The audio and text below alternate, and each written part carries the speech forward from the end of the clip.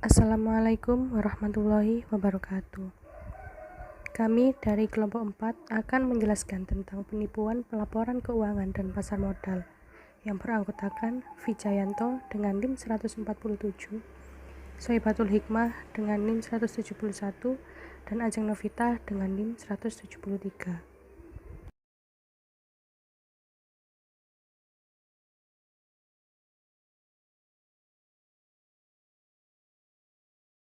Pasar modal utama dunia diinformasikan dan didorong oleh semua jenis informasi keuangan yang akurat, lengkap, dan tepat waktu.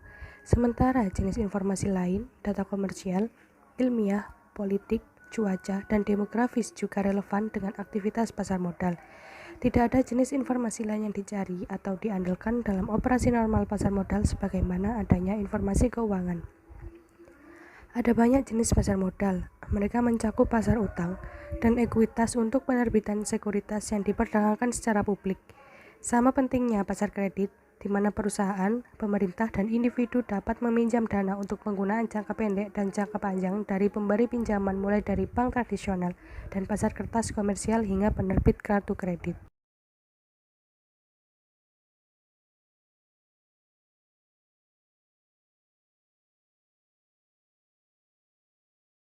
Sasaran penipuan pasar modal.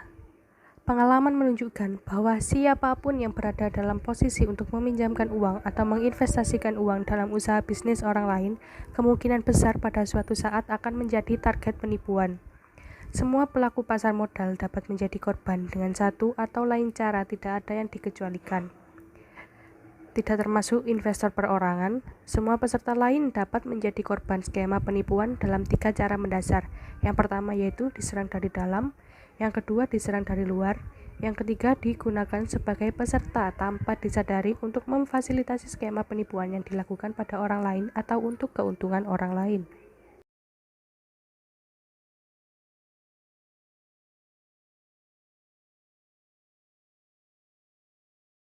Modal investasi efek.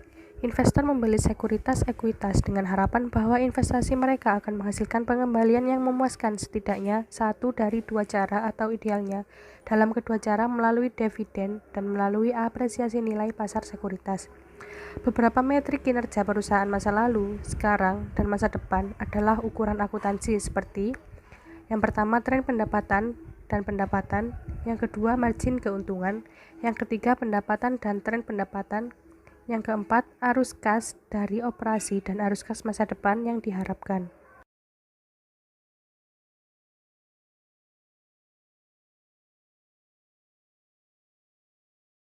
Ikhtisar penipuan dalam laporan keuangan. Informasi keuangan yang mengandung kecurangan biasanya berupa kesalahan penyajian material yang dibuat secara sengaja atau sembrono dalam satu atau lebih jenis laporan di atas.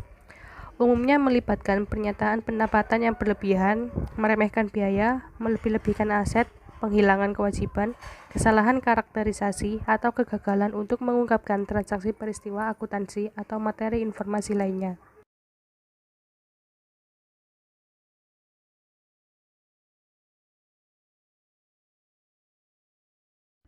Tinjauan informasi keuangan dan persyaratan untuk dikunjungi secara fair.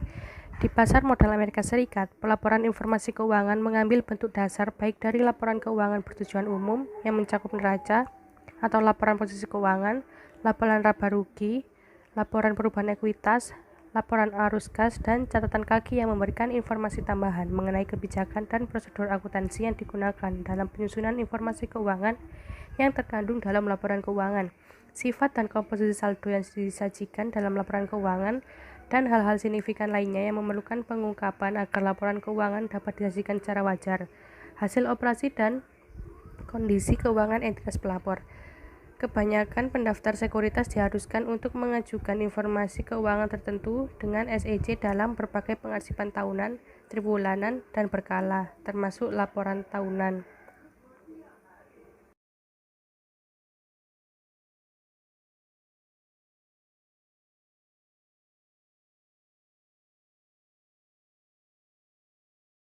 Informasi interim triwulan yang diajukan pada formulir 10Q berisi informasi keuangan ringkas dan pengungkapan catatan kaki yang disingkat untuk digunakan sehubungan dengan pengungkapan yang lebih rinci yang ditetapkan dalam laporan tahunan entitas.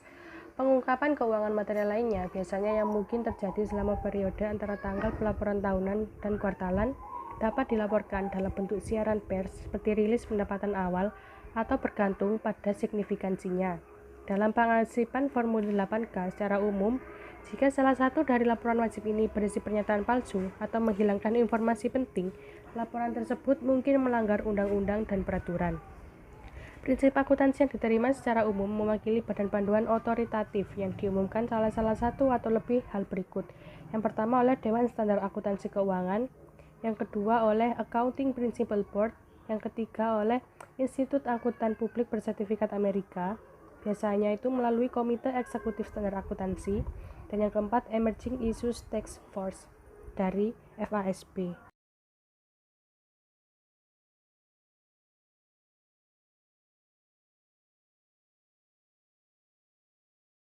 Element of a Securities Class Action Complaint atau unsur keluhan tindakan kelas efek. Yang pertama itu ada terdakwa membuat pernyataan yang menyesatkan dan kelalaian materi selama periode kelas. Yang kedua yaitu representasi yang keliru dan kelalaian material yang diduga dalam pengaduan ini akan cenderung mendorong investor yang wajar untuk salah menilai nilai saham perusahaan. Yang ketiga yaitu penggugat dan anggota kelas lainnya membeli sekuritas perusahaan baik pada atau setelah pernyataan yang menyesatkan dan kelalaian materi dibuat tanpa mengetahui fakta yang salah disajikan dan dihilangkan.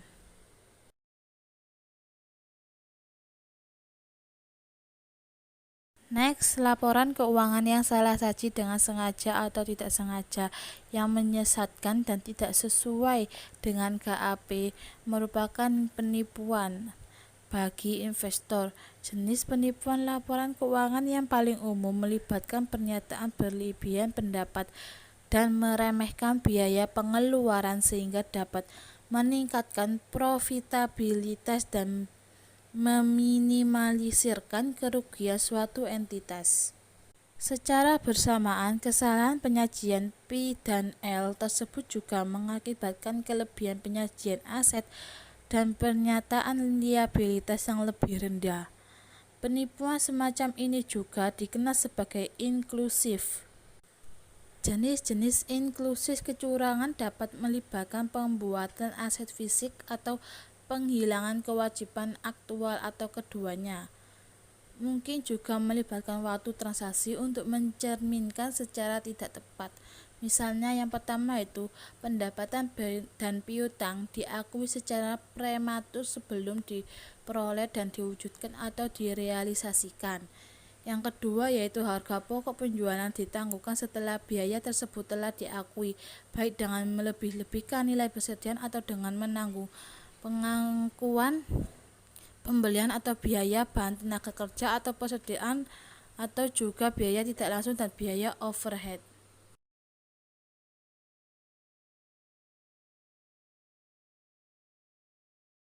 Next, yang ketiga yaitu kontingensi dalam bentuk tunjangan piutang tak tertagih, tunjangan retur penjualan, cadangan jaminan dan kewajiban produk, cadangan litigasi dan sejenisnya tidak dikenal secara tepat waktu ketika mereka pertama kali mengungkit dan patut dihargai sehingga mengakibatkan pengakuan yang tertunda atas biaya provisi terkait.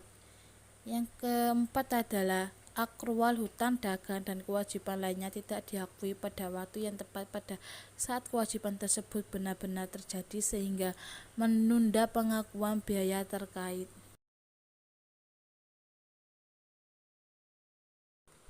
Next, eksklusif penipuan biasanya melibatkan pengecualian kewajiban seperti komitmen, jaminan, atau kontingensi dari neraca perusahaan. Efek dari pengecualian tersebut dapat mencakup yang pertama yaitu pengecualian terkait biaya seperti biaya pembersihan lingkungan, dan penyediaan biaya litigasi. Ketentuan biaya litigasi terkait dengan kegagalan atau untuk benar merekam cadangan litigasi dan kewajiban penilaian. Yang ketiga, kerugian yang terkait dengan hutang dan kewajiban-kewajiban jangka panjang lainnya yang menjadi tanggung jawab perusahaan sebagai akibat dari jaminan yang tidak diungkapkan, komitmen atau kontingensi terhutang lainnya. Yang keempat yaitu cadangan atau pembebanan langsung yang terkait dengan penurunan nilai aset yang tidak konsolidasi seperti investasi ekuitas, usaha paten, dan kemitraan dengan kegagalan untuk mencatat hal tersebut juga mengakibatkan pengurangan kerugian investasi atau beban penurunan nilai pada pendapatan, dan lain-lain. Yang kedua dari efek pengecualian tersebut yaitu penyajian berlebihan terkait ukuran likuiditas seperti hutang terhadap ekuitas atau rasio lancar, dan pernyataan yang terlalu rendah dari saldo sebenarnya dari total liabilitas perusahaan. Nah, yang ketiga itu pengurangan terkait beban bunga.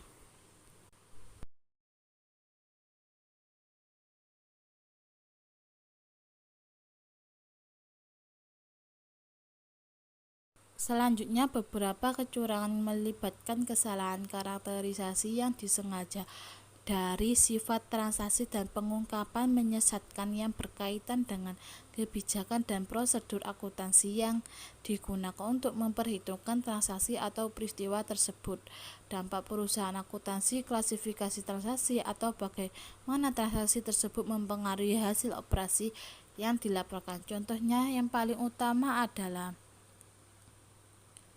kegagalan untuk mengungkapkan dengan tepat efek pada operasi saat ini dan mungkin masa depan dari perusahaan material dalam entitas akuntansi. Yang kedua yaitu kesalahan klasifikasi biaya operasi dan biaya atau kerugian sebagai tidak berulang. Padahal sebenarnya biaya tersebut harus tercermin sebagai operasi. Yang ketiga adalah penciptaan cadangan. Biaya terkait dengan kewajiban prakuisisi biasanya merestruksikan dan apa yang disebut biaya sekali pakai lainnya sengaja melebihi kemungkinan dan perkiraan kewajiban yang diperkirakan akan terjadi serta pelepasan cadangan tersebut untuk mengimbangi biaya atau meningkatkan pendapatan yang darinya cadangan tersebut tidak tersedia. Dalam banyak kasus itu ketentuan cadangan tersebut dicerminkan sebagai biaya non-operasional, sementara pembebasan berikutnya seluruhnya atau sebagian dicerminkan secara tidak semestinya sebagai hasil dari operasi berkelanjutan yang terjadi dalam kegiatan usaha biasa. Yang keempat yaitu salah saji atau kegagalan untuk memasukkan kebijakan akuntansi utama dan atau pengaruh terhadap hasil operasi yang dilaporkan.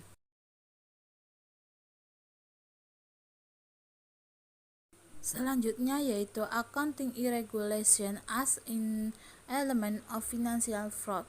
Menurut SAN nomor 99 mempertimbangkan kecurangan dalam audit laporan keuangan, mendefinisikan penipuan keuangan yang melibatkan penyimpangan akuntansi yaitu salah saji yang timbul dari kecurangan pelaporan keuangan adalah kesalahan penyajian yang disengaja atau menghilangkan jumlah atau mengungkapkan dalam laporan keuangan untuk menipu penggunaan laporan keuangan.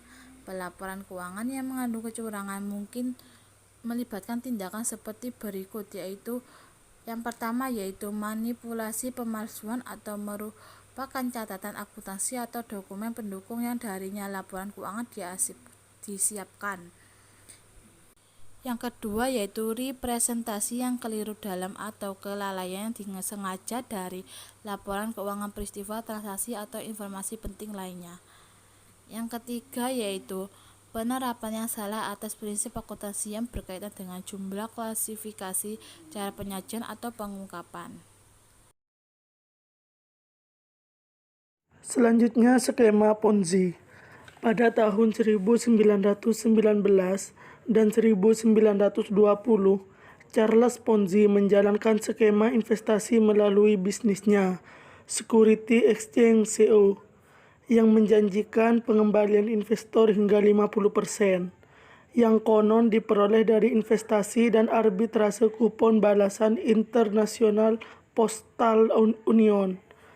Pada kenyataannya, setelah beberapa kesuksesan awal dalam usahanya, Ponzi mengalami kerugian dan untuk menjaga skema tersebut, mulai membayar kembali investor lama dengan dana yang disediakan oleh investor baru. Meskipun skema Ponzi sudah terungkap, dipenjara, dan akhirnya diasingkan kembali ke Italia, namanya tetap hidup untuk mengidentifikasi semacam penipuan keuangan yang bergantung pada klaim keuntungan yang menakjubkan bagi investor dalam bentuk tingkat pengembalian, untuk menarik lebih banyak investor baru dalam menyediakan dana untuk dibayarkan kembali kepada investor lama.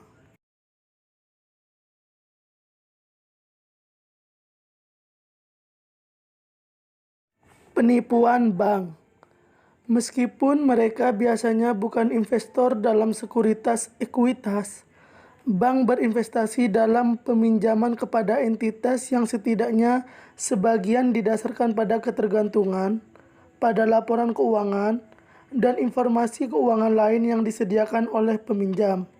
Jadi, kecurangan pada laporan keuangan dapat digunakan untuk menipu pemberi pinjaman sebagaimana mereka menipu investor ekuitas.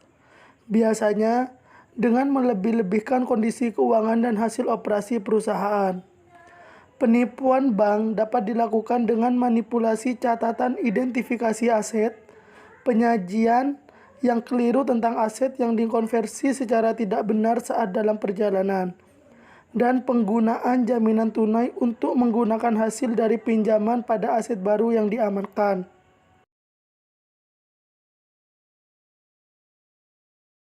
Penipuan pada auditor. Tujuan audit independen adalah untuk menentukan apakah laporan keuangan memang menyajikan secara wajar kondisi keuangan dan hasil operasi suatu perusahaan sesuai dengan GAAP. Jika hasil yang dilaporkan mengandung penyimpangan akuntansi dan tidak sesuai dengan GAAP, kegagalan yang disengaja untuk mengungkapkan kondisi tersebut merupakan kecurangan yang dilakukan pada auditor. Jenis kecurangan ini bertujuan untuk mendapatkan opini audit wajar tanpa pengecualian dari auditor dan menjaga auditor agar tidak mengetahui dan mengungkapkan penyimpangan akuntansi. Berbohong kepada auditor juga dapat mengakibatkan sanksi pidana.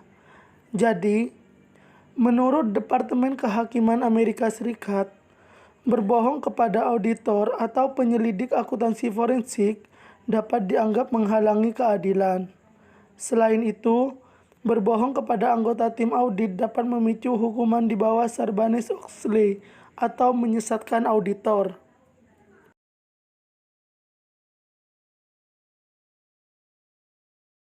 Beberapa pengamatan terhadap penipuan finansial. Berdasarkan statistik untuk tindakan kelompok sekuritas swasta dan investigasi SEC dari tahun 1991 hingga tahun 2001, insiden dugaan penipuan keuangan di antara pendaftaran SEC ditemukan kurang dari 3% pada setiap tahunnya. Kebanyakan penipuan finansial dimulai dari yang kecil dan kemudian tumbuh semakin besar hingga menyebabkan kerugian yang signifikan. Penerapan kewaspadaan yang memadai dan skeptisisme profesional dapat berfungsi sebagai pencegahan penipuan keuangan dan kerugian keuangan yang menyertai oleh investor dan penggunaan informasi keuangan lainnya.